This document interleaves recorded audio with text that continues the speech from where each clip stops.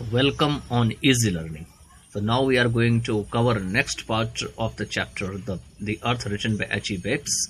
So before covering the next part, we will cover some words which are very important from the point of view of this chapter.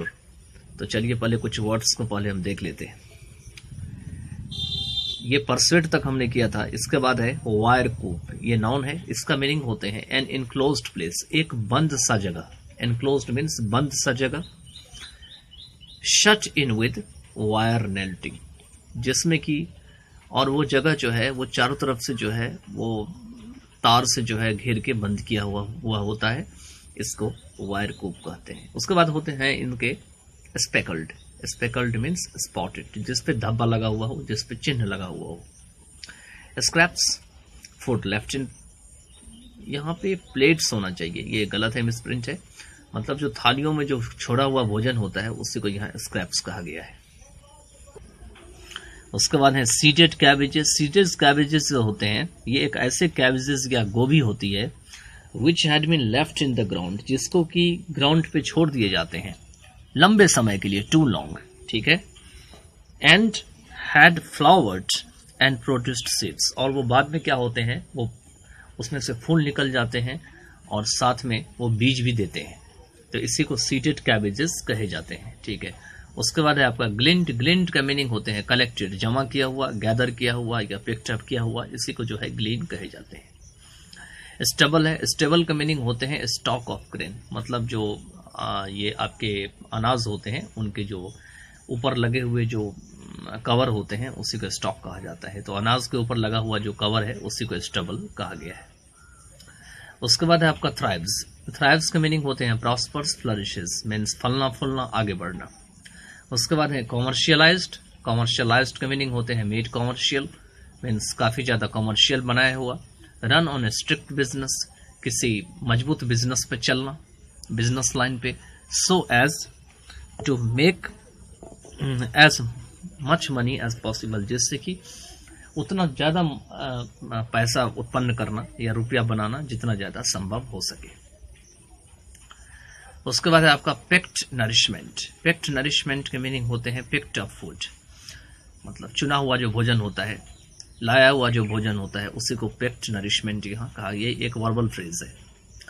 नेस्लिंग box है. नेस्लिंग box के meaning होते हैं nest made of box और box like next means box की तरह बनाया हुआ जो घोंसला होता है या जो घोंसला जो है बॉक्स की तरह दिखता है उसी को कहा गया है. उसके बाद है बेसिन. बेसिन के मीनिंग होते हैं बॉल, जिसको कटोरा कहा जाता है. So for many years Benjy had kept hens. यहां से शुरू करते हैं.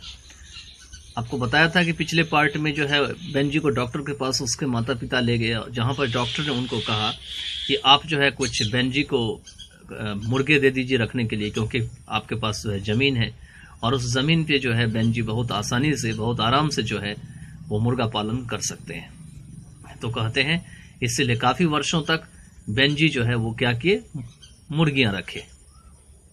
And what the earth was to his mother and father the hens were to Benjy. और कहते हैं जो जमीन जायदाद थी वो उनके माता पिता की संपत्ति थी, तो इधर जो मुर्गियां थे वो बेंजी की संपत्ति थे. They were almost all he had, मतलब यही एक ऐसा चीज थे जो उनके पास थे.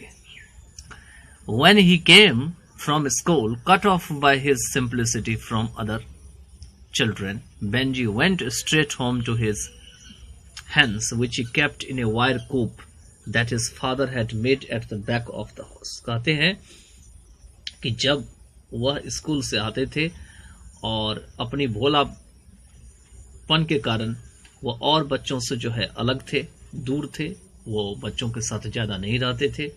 बेंजी क्या करते थे, सीधे अपने मुर्गियों के पास चले जाते थे. Benjy went straight home to his hens, जिसे वो अपने एक तार से बने हुए जो कूप होते हैं या जिसमें रखा जाता है हेन्स को,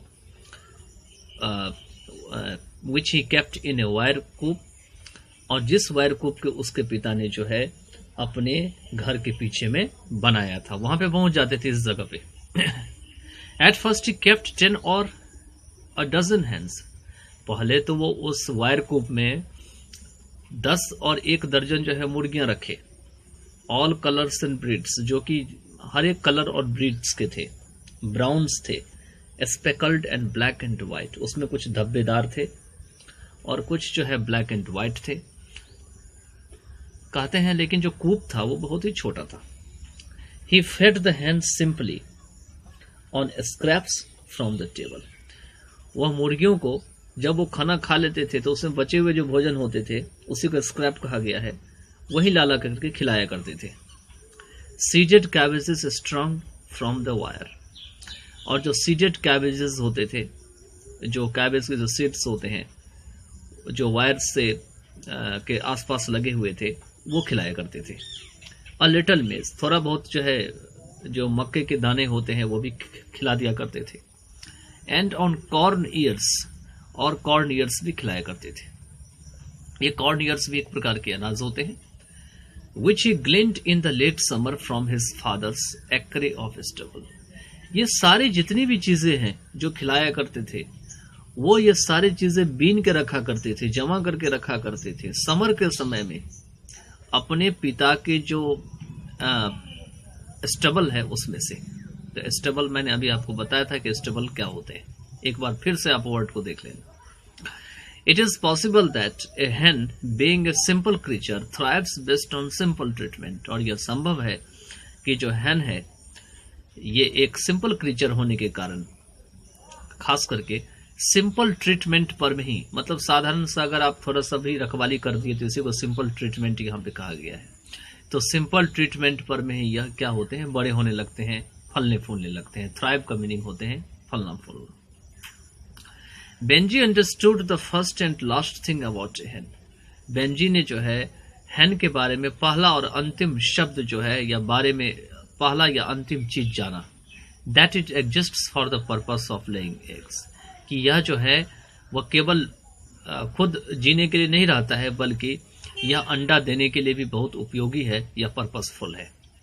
in those days this simple process had not become scientific. कहते हैं उन दिनों यह जो साधारण सी प्रोसेस थी, इस प्रोसेस को मतलब अंडा देने वाली या लेइंग एग्स की जो प्रोसेस थी यह वैज्ञानिक तरीके पे आधारित नहीं थे। Nor had it become highly complicated and commercialized, ना ही काफी ज्यादा ये कठिन थे और इसको कॉमर्शियलाइज किए गए थे कि इसको खरीद बिक्री करो, कहीं मार्केट ले जाओ, वहां पर में लेन देन करो। एग्स वर चीप, अंडे बहुत सस्ते थे। Hens mysteriously packed nourishment of the bare earth, और हेंस जो है वो चुपचाप क्या करते थे, अपनी पोषण को प्राप्त करने के लिए धरती से भी जो है चुन चुन करके कुछ चीजें खा लिया करते थे। They sat in a homemade nesting box, वो ऐसे होम में बैठते थे जो कि नेस्टिंग बॉक्स थी। स्ट्रॉ पे बैठते थे, स्ट्रॉ मतलब भूसा होते हैं। And laid the eggs expected of them, और जो अंडा उनसे उम्मीद किए गए थे वही अंडा वो वहां पे दिया करते थे। तो कहते हैं जो अंडे को एक्सपेक्ट किए थे वो अंडे इन्हें मिल जाया करते थे। Benji understood another thing about the business of hens, and that was that eggs could be sold to callers at the back door of their house. Benji ने जो है दूसरा चीज जो है अपने मुर्गियों के बिजनेस से सीखा। वो क्या सीखा कि जो अंडे हैं उसे जो है अपने घर के पीछे जो कुछ अंडे लेने वाले हैं, कॉलर्स हैं, उनको बेचे जा सकते थे। इन स्कोर्स में, हाफ स्कोर में या फाइवर्स में, ये सारे जो हैं ये काउंटिंग नंबर है। And the money from this eggs were put carefully, और जो भी इस एग से मनी आएंगे उनको बहुत ही सावधानी से जमा कर दिए जाएंगे। Almost religiously into a large white basin, लगभग इसको रिलीजियसली या धार्मिक तरीके से एक बहुत सा वाइट सा बेसिन में, जो बेसिन उनके किचन के जो कवर्ड थे उनके शेल्फ या अलमारी जो थे उनके ऊपर में थे। The basin was beyond Benjy's reach, लेकिन बेसिन जो था वो बेंजी से काफी ऊपर था, मतलब बेंजी का हाथ वहां तक नहीं पहुंच सकता था। But one day his mother would tell him the money will be yours, लेकिन एक दिन उनके माताजी कहेंगे, माँ कहेंगे कि मनी जो है वो तुम्हारे होंगे। यू अंडरस्टैंड, तुमको पता है, your father and me are going to save the money, तुम्हारे पिताजी और मैं जो है दोनों मिलकर के तुम्हारे जो रुपया है वो बचाने जा रहे हैं। तुम चिंता बिल्कुल भी मत करो। यहाँ बेंजी को एहसास दिलाते हैं इनके माता पिता कि ये जो बेसिन पड़ा हुआ है उनके किचन के कबर्ड के ऊपर में, शेल्फ या अलमारी के ऊपर में, वो उसमें वो जो है पैसा जमा करेंगे और ये पैसा एक दिन बेंजी का ही होगा। When there's enough, कहते हैं कि जब यहाँ पे काफी ज्यादा पैसे इसमें हो जाएंगे तो एक दिन क्या करेंगे वो लोग, इसको बैंक में डाल देंगे।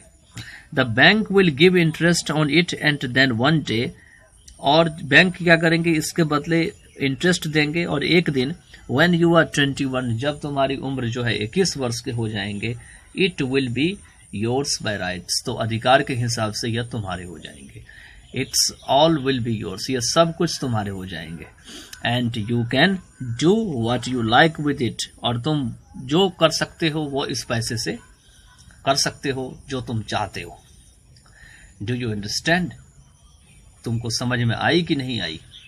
And Benjy would simply smile at his mother and say yes he understood, और बेंजी बस अपने माता पे जो है, अपने जो माँ थी उसके ऊपर स्माइल करते थे और कहे उन्होंने कि हाँ वो समझ गया कि वो जो है उन्हें क्या बताया गया है। तो चलिए अब अगले वीडियो में करते हैं।